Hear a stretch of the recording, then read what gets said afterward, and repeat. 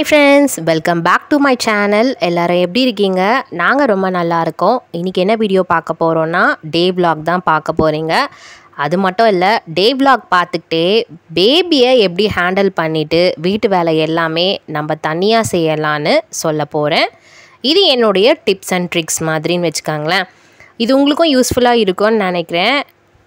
இதான் first time என்னோட சேனலை பார்க்குறீங்கன்னா சப்ஸ்கிரைப் பண்ணி வச்சுக்கோங்க. பக்கத்தில் ஒரு பெல் சிம்பிள் மாதிரி இருக்கும், அதையுமே ஆன் பண்ணி வச்சுக்கோங்க. அப்போ தான் நான் போடுற வீடியோஸ் உங்களுக்கு ரெகுலராக நோட்டிஃபிகேஷனில் வரும். வாங்க வீடியோக்குள்ளே போகலாம். ஸோ நான் எப்படி என்னோடய டே இன் மை லைஃப்பை தொடங்குறேன்னு பார்ப்போமா. நான் மார்னிங் 5:45 தாங்க எழுந்துப்பேன். 5:45 தான் எழுந்துப்பேன். எழுந்து ஃப்ரெஷ்அப் ஆகிட்டு 6 o'clockலேருந்து என்னுடைய வேலையை தொடங்க ஸ்டார்ட் பண்ணுவேன். மார்னிங் டிஃபன் அதுக்கேற்ற மாதிரி ஏதாவது ஒரு தோசை சுடுறேன் அப்படின்னா அதுக்கேற்ற மாதிரி ஏதாவது ஒரு சட்னியை ரெடி பண்ணிடுவேன். அப்புறம் ஆஃப்டர்நூன் லஞ்சுக்கு ஒரு சாப்பாடு, ஒரு குழம்பு, ஒரு பொரியல் கம்பல்சரி எங்கள் வீட்டில் இருக்கும். ஸோ இப்படி நான் ப்ரீ பிளான் பண்ணி வச்சுப்பேன். முன்னாடி நாள் நைட்டே நம்ம மார்னிங் இதை குக் பண்ணிக்கலாம் அப்படின்னு ப்ரீ பிளான் பண்ணி வச்சுப்பேன்.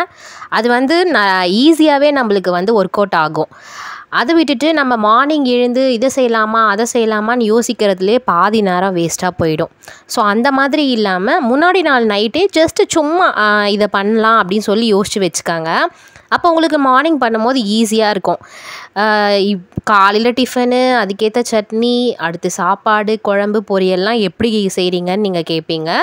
நான் எல்லாமே சிம்பிளாக செய்வேன், ஆனால் ரொம்ப ஹெல்த்தியாகவும் செய்வேங்க. ஸோ அதனால் அதுக்கேற்ற மாதிரி தான் டிஷ்ஷஸ் எப்போயுமே ப்ரிப்பேர் பண்ணுவேன். ஸோ இன்றைக்கி கூட மார்னிங் தோசை, அதுக்கேற்ற மாதிரி ஏதாவது ஒரு சட்னி செஞ்சேன். அப்புறம் சாப்பாடும் பீர்க்கங்காய் போட்டு குழம்பு பண்ணிவிட்டு கோஸ் அப்படியே கூட்டு மாதிரி செஞ்சுருந்தேன், பொரியல் மாதிரி. ஸோ இந்த மாதிரி மெனுவை நம்ம ரெடி பண்ணி வச்சுக்கிட்டோன்னா நம்மளுக்கு ரொம்ப ஈஸியாக இருக்கும். இது குக்கிங்கில் இருக்க ஒரு பெரிய டிப்ஸ். ஸோ குக்கிங் முடிஞ்சவொடனே ஒரு பெரிய வேலை முடிஞ்ச மாதிரி இருக்கும். ஹஸ்பண்டும் ஆஃபீஸ்க்கு கிளம்பிடுவாங்க.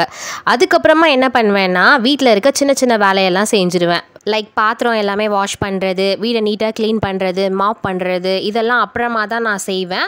ஏன்னா அப்படி பண்ணால் தான் நம்மளுக்கு வேலை கொஞ்சம் சுலபமாக செய்கிற மாதிரி இருக்கும். எல்லா வேலையும் ஒரே டைமில் நம்மளால் செய்ய முடியாது. ஸோ இதெல்லாம் ஹஸ்பண்ட் ஆஃபீஸ்க்கு போனதுக்கப்புறமா நான் செய்கிற வேலை. ட்ரெஸ் வாஷிங் ஹஸ்பண்டை மார்னிங் வாஷ் பண்ணி கொடுத்துட்டு சொல்லிடுவேன். அவங்க கொடுத்துட்டு போயிட்டாங்கன்னா அதுக்கப்புறமா நான் உணத்தை ஸ்டார்ட் பண்ணிடுவேன்.